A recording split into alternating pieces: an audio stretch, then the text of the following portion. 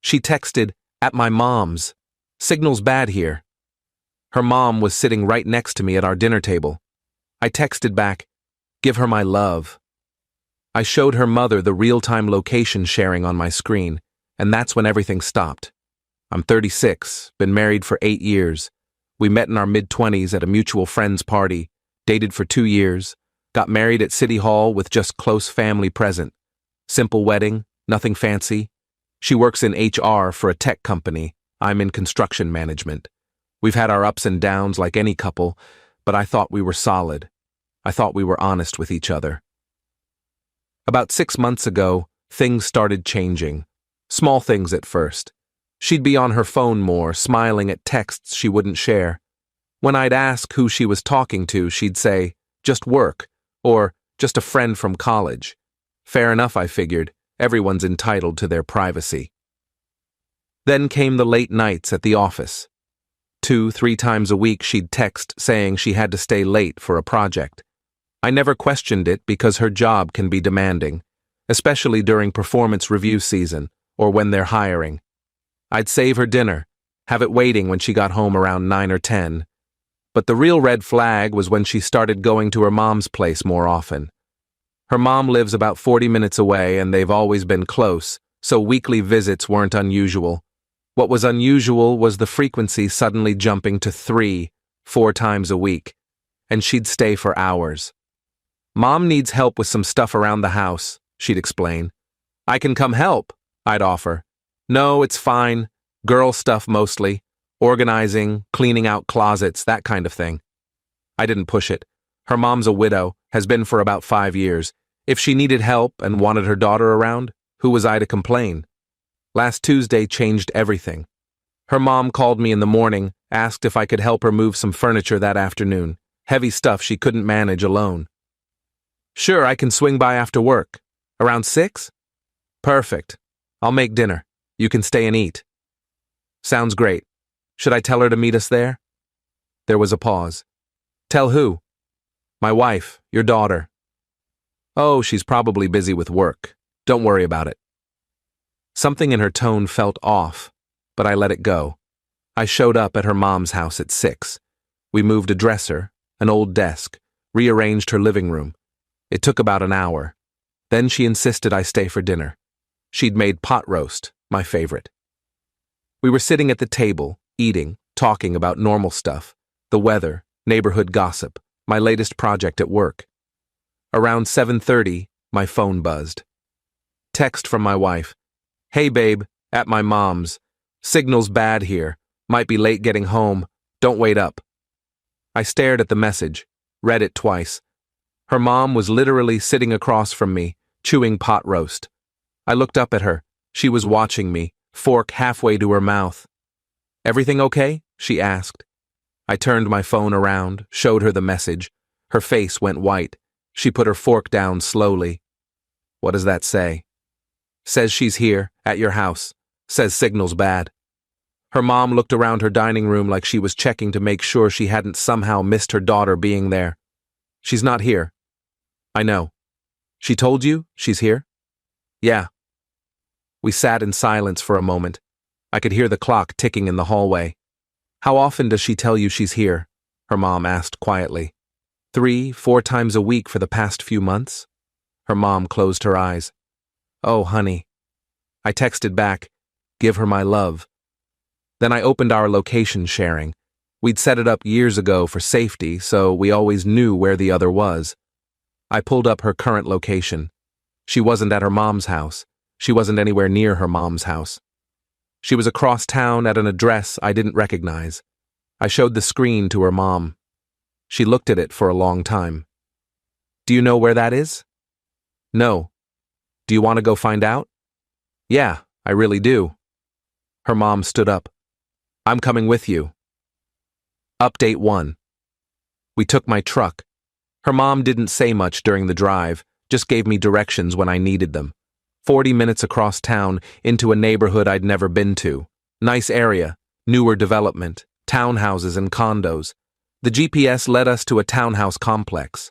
Her location pin was stationary, had been for over an hour according to the timeline. "That one." her mom said, pointing to a unit with lights on in the windows. The one with the black car in the driveway. I recognized the black car. It belonged to a guy from her company. I'd met him once at a work function about a year ago. She'd introduced him as her colleague. They worked on some projects together. I parked across the street, sat there for a minute, trying to figure out what to do next. "You want me to go knock?" her mom asked. "No, I'll do it." "You sure?" "Yeah." I got out, walked up to the door. Her mom followed despite what I'd said. I guess she wanted to see this through. I knocked, waited. The door opened. The guy from the work function stood there, beer in hand, casual clothes. His face went from friendly to confused to oh shit in about 2 seconds. "Hey," I said. "Is my wife here?" He started to say something, stopped, started again. Her car's in your driveway. Her phone says she's in your house. So let me ask again. Is my wife here?" He stepped back. Behind him, I could see into the living room. She was there, sitting on the couch, wine glass in hand. She saw me and froze. "Hi," I said to her. "Bad signal at your mom's, huh?" She stood up fast, nearly dropped the wine glass. "What are you doing here?" "Your mom needed help moving furniture. She invited me for dinner." I stepped aside so she could see her mom standing behind me on the porch. "Funny thing, she was really surprised when you texted me saying you were at her house." My wife looked at her mom. Her mom looked back with this expression I'd never seen before. Disappointed, angry, sad all at once. "Mom, I can explain." "I don't want to hear it right now," her mom said quietly. "Get your things. You're coming with us." "I'm not. Get your things, or I will drag you out of this house myself." There was something in her mom's voice that ended the argument. My wife grabbed her purse, her phone, didn't say anything to the guy, just walked out past us to my truck. The guy started to say something. "Look, I didn't know—" "Yeah, you did," I said. "You met me at the company party last year. You knew she was married." "I'm sorry." "Save it." I walked back to my truck, got in. Her mom got in the passenger seat. My wife was already in the back. Nobody spoke for the first 10 minutes of the drive. Update 2. Finally, her mom turned around. "How long?" My wife was crying. 6 months. 6 months, her mom repeated. "You've been lying to both of us for 6 months. I didn't mean for it to happen. I don't care what you meant. You did it anyway. We were just talking at first. It wasn't—" "Don't," I said. "Don't do that. Don't minimize it. I'm not— You've been lying to me for 6 months. 3 or 4 times a week, you'd tell me you were at your mom's house, using your mom as an alibi. Do you understand how messed up that is?" She didn't answer, just cried harder. "And the late nights at work? Was that him too?" "Some of them. Not all of them." Jesus Christ. Her mom turned back around. "Take me home first, then you two can figure this out." I dropped her mom off at her house. She got out, leaned back in through the passenger window. "You call me tomorrow. We need to talk." "Okay, Mom." "Not you," her mom said, looking at me. "You call me. I want to make sure you're okay." "I will." She went inside. I drove home in silence. My wife cried in the back seat the whole way. When we got home, she tried to talk. "Can we please just—" "No, I need to think. You can sleep in the guest room tonight. Please don't shut me out. You don't get to ask me for anything right now. Guest room, now." She went. I locked our bedroom door, sat on the bed, and tried to process what had just happened. My phone buzzed around midnight. Text from her. "I'm sorry. I know that doesn't fix anything, but I am sorry." I didn't respond. Update 3. The next morning, I got up early, got ready for work like normal. She was already in the kitchen when I came down. Looked like she hadn't slept. "Can we talk?" she asked. "Not right now. I have to get to work." "When?" "I don't know. When I'm ready." "Are you going to divorce me?" I stopped, looked at her. "I don't know. Maybe. Probably. I haven't decided yet." "Please don't." "I made a mistake.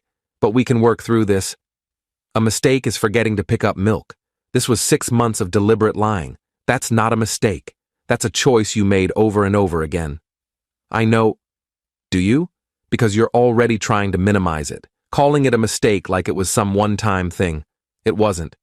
You built a whole second life and used your mom as cover. That's calculated. She started crying again. I left. At work, I couldn't focus. My crew probably noticed, but nobody said anything. Around lunch, her mom called. How are you doing? I'm managing. Have you two talked? Brief conversation this morning. She wants to work through it. What do you want? I want to go back to yesterday when I still trusted her. Her mom sighed. I'm so sorry, I had no idea she was using me like that. If I'd known, it's not your fault. She's my daughter. I raised her better than this. People make their own choices. Have you thought about what you're going to do? Not really. It's only been like 12 hours. I'm still trying to process it. You know you don't owe her anything, right? If you want to leave, you can leave. Nobody would blame you. I know. But if you want to try to work through it, I'll support that too. Whatever you decide, I'm on your side. Thanks. That means a lot. I mean it. You're family. You'll always be family, no matter what happens with her. We talked for a few more minutes, then I had to get back to work. Spent the rest of the day in a fog. When I got home that evening, she'd made dinner. Set the table, opened wine, the whole thing. I thought we could eat together, she said, and talk. I'm not hungry. Please, just sit with me for a few minutes. I sat. Didn't touch the food. I ended it, she said. I called him this morning, told him it was over, that it was a mistake. He understood. Good for you. I want to fix this. I want to fix us. I don't know if you can. Let me try, please. Why should I? Because 8 years should count for something. Because we built a life together. Because I love you. Did you love me when you were lying to me? When you were at his place while I was eating reheated dinner alone? She didn't answer. That's what I thought. Update 4. Over the next week, we existed in the same house but barely spoke. She tried to initiate conversations. I shut them down. I was sleeping in the guest room, spending more time at work, avoiding being home.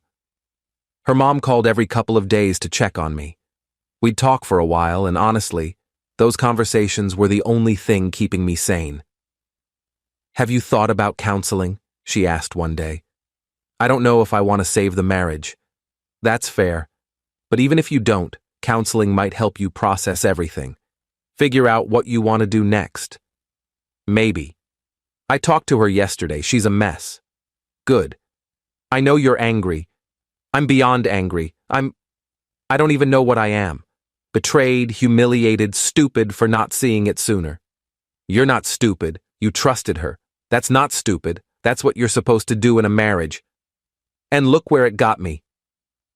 10 days after finding out, I came home to find her mom in my living room. My wife had apparently called her, asked her to come over. What's going on? I asked. She wants to talk to both of us, her mom said, together. My wife came out of the kitchen. She'd been crying again, looked like hell.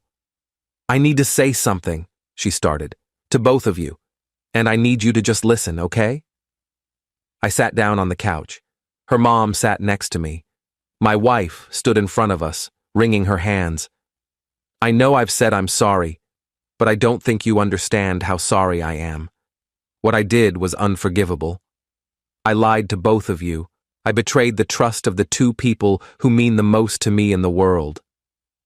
She paused, took a breath.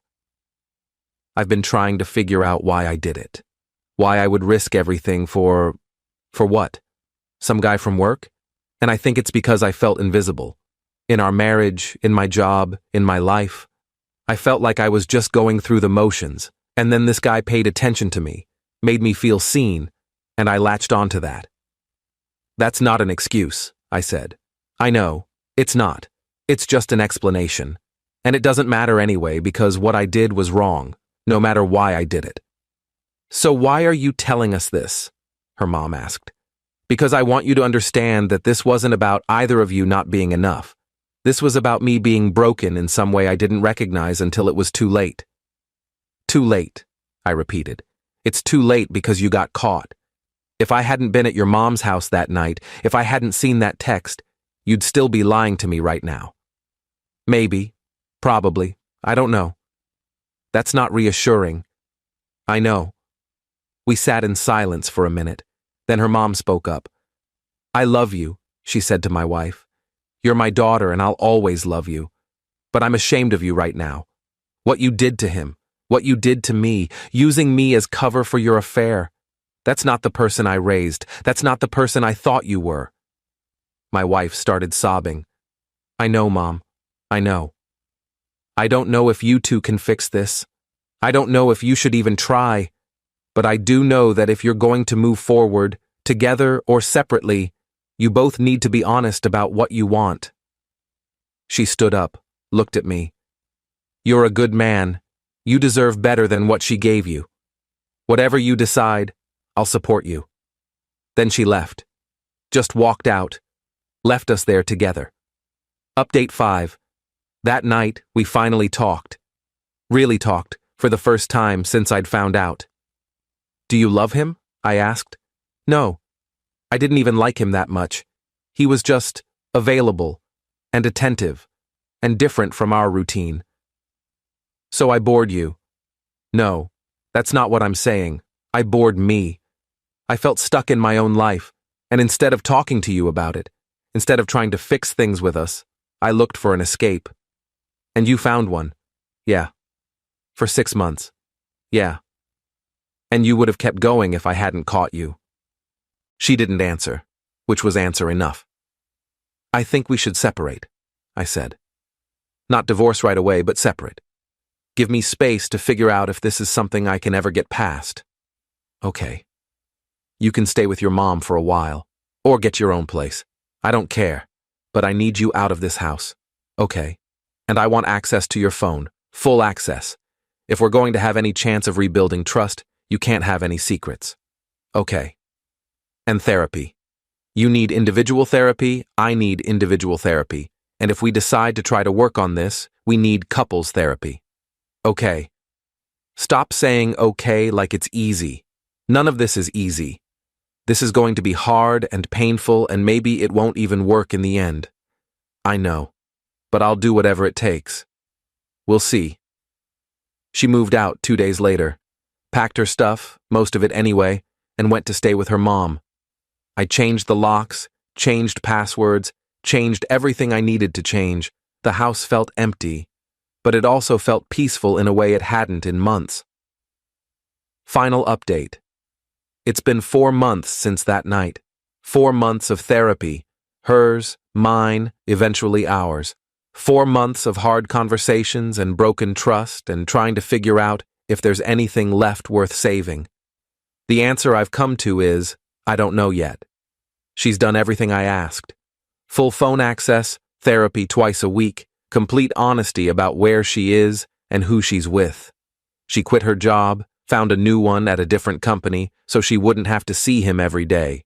She's been trying, genuinely trying, to make amends. But here's the thing, nobody tells you about infidelity. The trust doesn't just come back. You don't just decide to forgive someone and then everything's fine. Every time she's late coming home, every time her phone buzzes, every time she's vague about her plans, that doubt creeps back in. I was at the grocery store. Prove it. I went to lunch with a friend. Which friend? Where? Show me the receipt. I hate who I've become. I hate that I question everything, that I check her location constantly, that I can't relax when she's not where she says she's going to be. She hates it too. I can see it on her face when I ask her to prove something, when I check her phone, when I ask for details about her day. She's trying to be patient, to understand that this is the consequence of her choices, but I can see the frustration building. Last week, we had a session with our couple's therapist. She asked us both the same question. Do you want this marriage to survive? My wife answered immediately. Yes, absolutely. I took longer. I want it to survive, but I don't know if it can. What would it take for you to feel like it could? The therapist asked.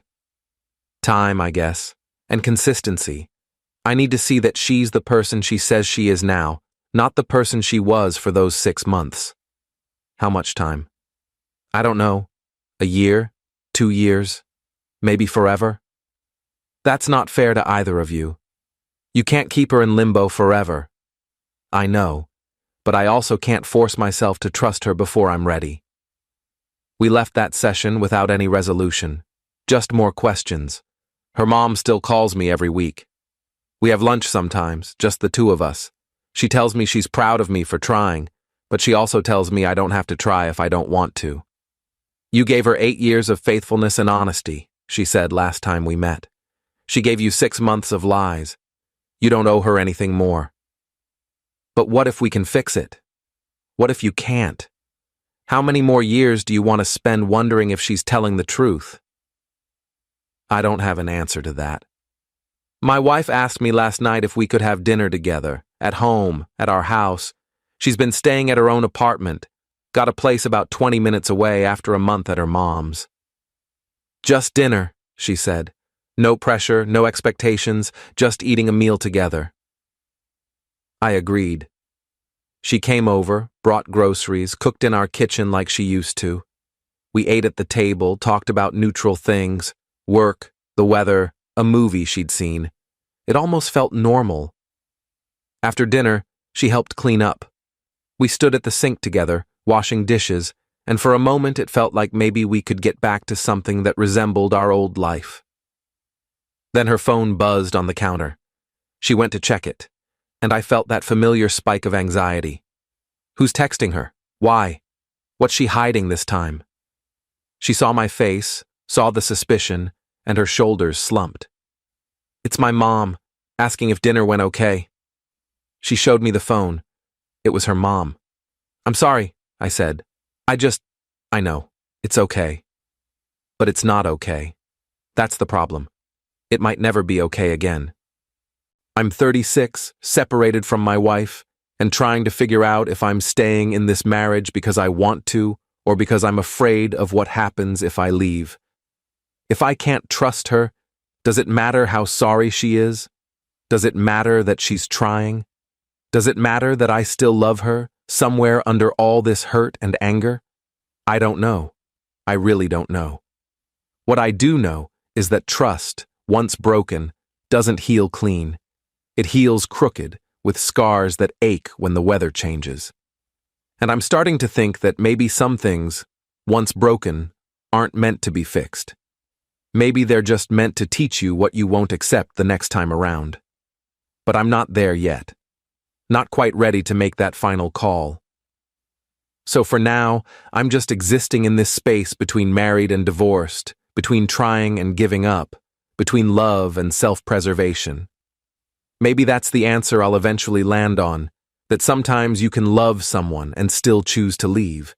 That staying isn't always strength, and leaving isn't always weakness. Or maybe we'll figure it out. Maybe in a year, 2 years, 5 years, I'll look back and see that this was just the hard middle part of our story, not the ending. I don't know. And that uncertainty might be the most honest thing I can say about any of this.